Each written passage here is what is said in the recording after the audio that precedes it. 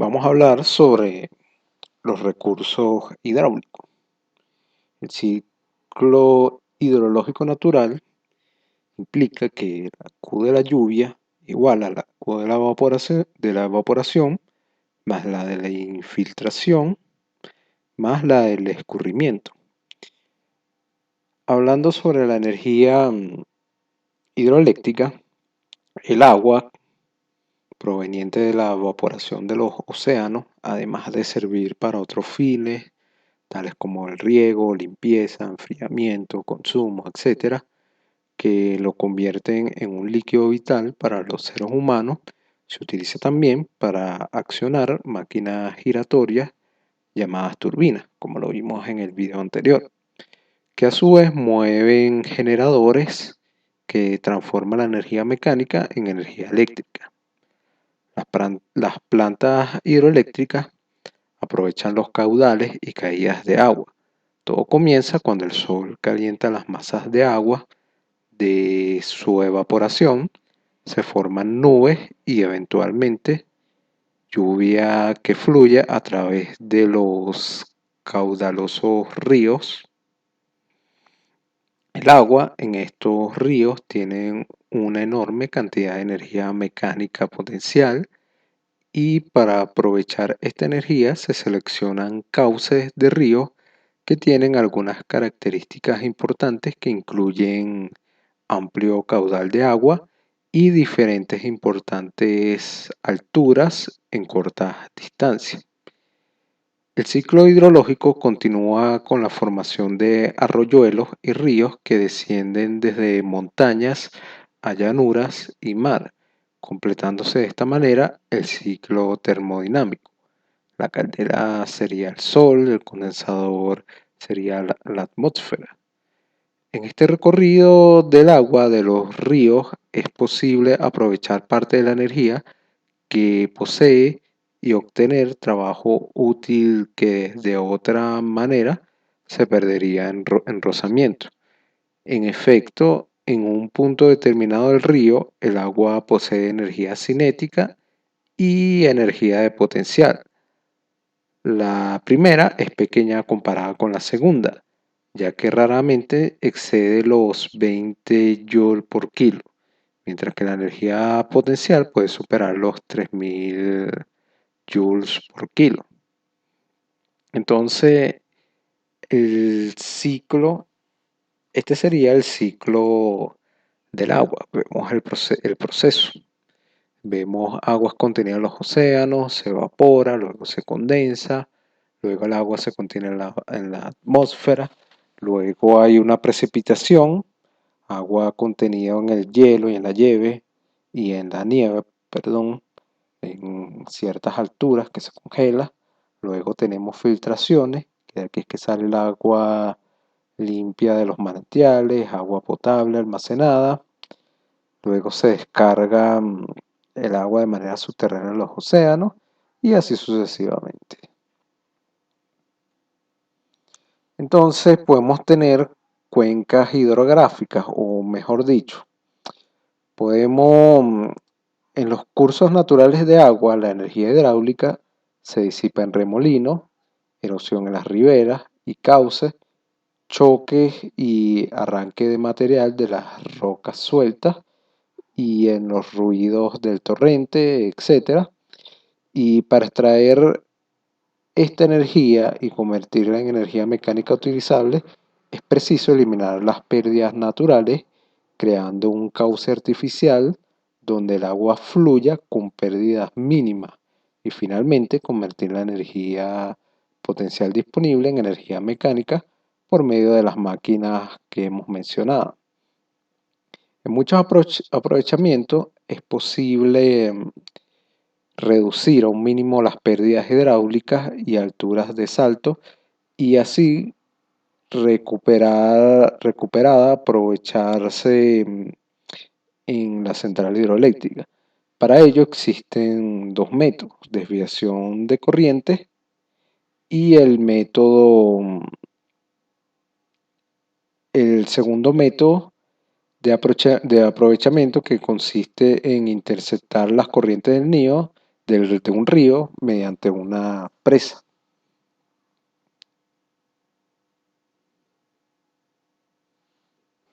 Entonces, como lo dije, para reducir estas pérdidas se pueden crear cuencas hidrográficas, mejor dicho, desviación, se desvía la corriente. Y otro método es la interceptación de corriente en, en una presa.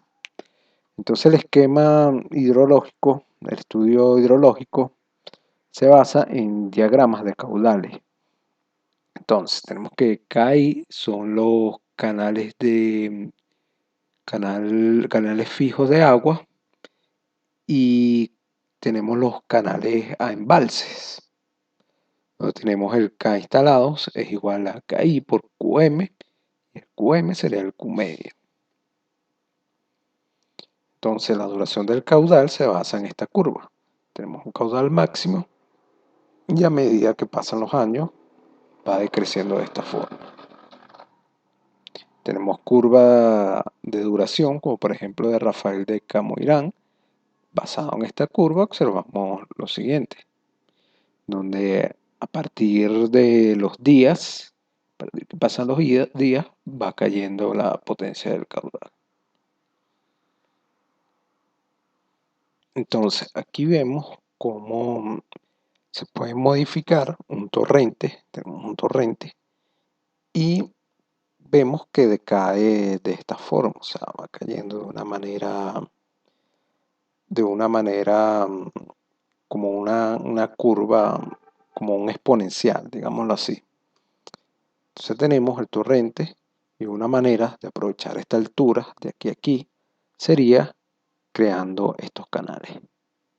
Al crear estos canales tenemos una caída de agua. Entonces tenemos varios tipos de aprovechamiento. Tenemos centrales por derivación o flujo de agua. Tenemos intercepción del cauce, como aquí lo vemos. O tenemos combinadas de esta y esta.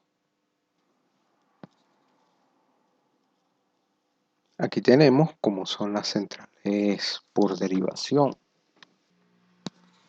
Y vemos que este aprovechamiento por derivación del agua es a través de tubería, o sea, canal de derivación o galería de conducción. La central está un poco alejada de la presa. Las aguas del río son desviadas mediante una pequeña presa y son conducidas a través de un canal o tubería de presión a poca velocidad. Gracias a los pequeños desniveles en los extremos, en ambos extremos, hasta llegar a un pequeño depósito llamado cámara de carga o cámara de presión. De esta sala arranca una tubería forzada que va a parar a la sala de las turbinas. Posteriormente, el agua es devuelta río abajo mediante un canal de descarga.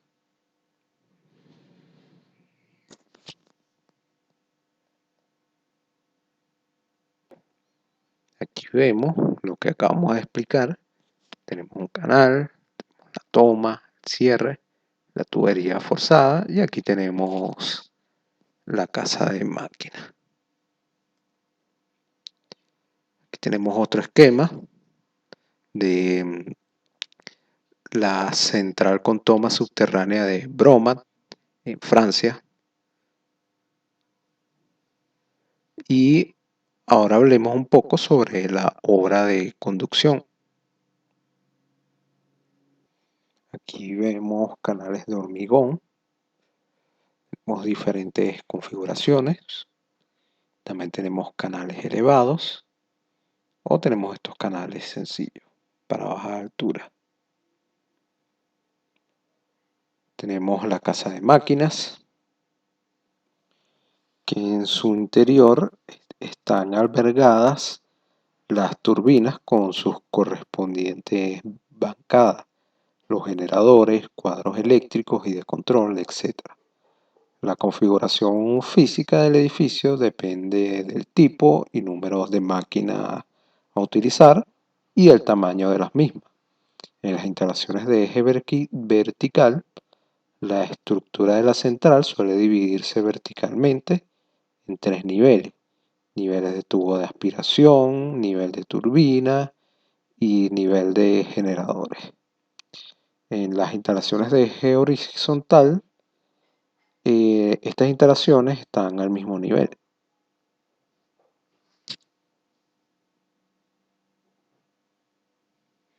Central por embalse.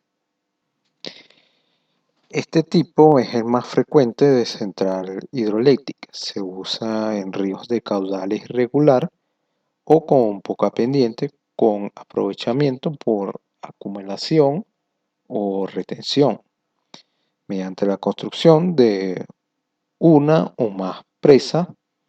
Se forman embalses que se utilizan para retener grandes cantidades de agua y regular la cantidad de agua que pasa por las turbinas, regulando también el caudal del río. Suelen ser centrales con grandes caídas de agua y poco caudal, y su producción de electricidad se puede adaptar a la demanda. Y tenemos cómo funciona, cómo tenemos el tipo de turbina, sea Kaplan o sea Pelto, y tenemos el esquema como el del primer video. Aquí se regula el caudal dependiendo de la demanda, pasa por aquí el agua y finalmente sale, y aquí salen las líneas de transmisión, la energía eléctrica producida. Aquí tenemos la central del embalse hidroeléctrica Guri de 10.000 megavatios, la central hidroeléctrica Itaipu de 14.000 megavatios, vemos que produce más que la del Guri. Aquí tenemos la central hidroeléctrica Las Tres Gargantas de 22.000 megavatios, una muy grande cantidad. Tenemos también aquí una central eléctrica de Rusia. Tenemos Carhuachi en Venezuela, que es pequeña. Vemos que produce 2.280 megavatios. Macagua, 3.140 megavatios. Tenemos presas de bóvedas notables. Las presas de bóveda, en contraposición a la presa de gravedad, es una estructura en forma de arco, como lo vemos en la imagen, que al igual que el arco de un puente, resiste el empuje del agua apoyándose sobre la ribera. Tiene forma de una bóveda cuya convexidad mira aguas arriba y cuyo espesor crece desde la coronación de la base. Generalmente se construye esta presa cuando se trata de valles angostos cuyas laderas están constituidas por terreno rocoso de buena calidad. Cuando el vano a salvar es muy grande, puede construirse presa de arcos múltiples que trabajan según un principio muy similar a las contrafuentes, pero estando estos unidos por bóveda. Aquí tenemos la central por embalse, aquí tenemos un corte, cómo funciona, tenemos otra configuración. También estas centrales tienen aliviaderos. Los aliviaderos y las compuertas, aquí tenemos las compuertas, se construyen, en toda presa se construye algún tipo de aliviadero calculado para el caudal máximo de crecida, que tiene por objetivo proteger el lugar y la presa misma contra las inundaciones. Este puede formar parte integral de la presa o construirse en una estructura aparte. Los aliviaderos pueden ser fijos o móviles. Los aliviaderos móviles se denominan como compuertas. Los aliviaderos fijos pueden reducirse a tres tipos, como vertederos, pozos, sifones o vertedero sifónico. Aquí tenemos compuerta, deflector, aquí tenemos un vertedero lateral. Aquí tenemos lo de compuerta, sifónico. Este es el principio del funcionamiento de un aliviadero sifónico. Los móviles o compuertas cuyo accionamiento puede ser manual o mecánico, eléctrico, hidráulico o neumático, total o parcialmente automático. Suele construirse según compuertas deslizantes, compuertas basculares, compuertas de segmento tipo Taintor, compuertas de sector, compuertas de tejado, compuertas cilíndricas, etc. Aquí tenemos un aprovechamiento mixto. Aquí vemos la central mixta de Grand Maison en Francia. Centrales de cascado en serie, como el Guri, que como ya lo expliqué en el video anterior, tenemos una cierta altura, tenemos la central del Guri, produce 10.000, luego se aprovecha todo el agua que sale, todo el caudal que sale, con otra central hidroeléctrica más pequeña, luego otra que está un poco similar a esta altura, y así sucesivamente se va aprovechando todo el agua que va saliendo de una en otra hasta que se acaba al final donde se encuentra el río Orinoco. Tenemos las centrales de acumulación por bombeo, que también pueden definirse como centrales reversibles. El aprovechamiento por acumulación de agua. Están formadas por dos embalses situados en diferentes niveles, uno a pie de la central y el otro a una altura superior, que puede ser natural o artificial. Aquí lo vemos. Y es al que se bombea el agua. El agua llega a través de una galería de conducción a una tubería forzada que la conduce hasta la sala de máquinas de la central eléctrica, donde la vemos aquí.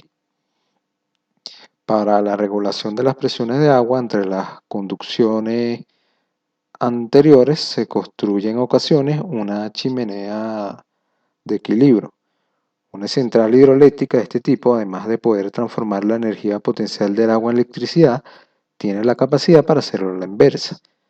Por eso también se le dicen centrales inversas, mejor dicho, centrales reversibles,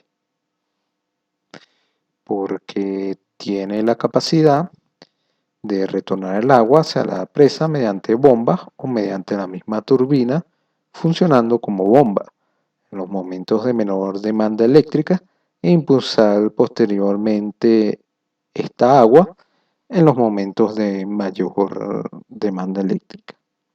En los periodos de poca demanda de energía, se utiliza el excedente de energía en la red procedente de otras centrales conectadas eléctricamente con la central de bombeo para bombear agua del embalse inferior al embalse superior, mientras que en las horas de mayor demanda energética se turbina el agua desde el embalse superior con gran altura del salto, funcionando entonces la máquina eléctrica reversible como alternador.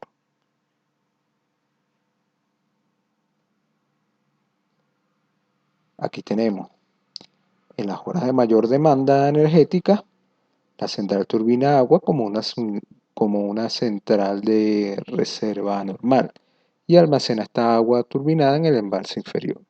Las turbinas son reversibles por lo que pueden actuar como bombas. Tenemos el embalse superior, aquí tenemos el inferior.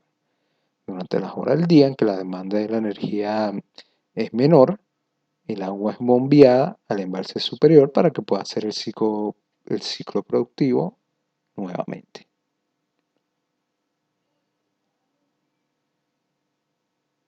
Ahora, si hablamos de altura, caudal y potencia, tenemos la siguiente relación. Q continuo, la Q hace referencia al caudal, o caudal estiaje puede ser garantizado durante todo el año. Caudal instalado debe ser mayor o igual al caudal mínimo, que es el caudal que circula por las turbinas.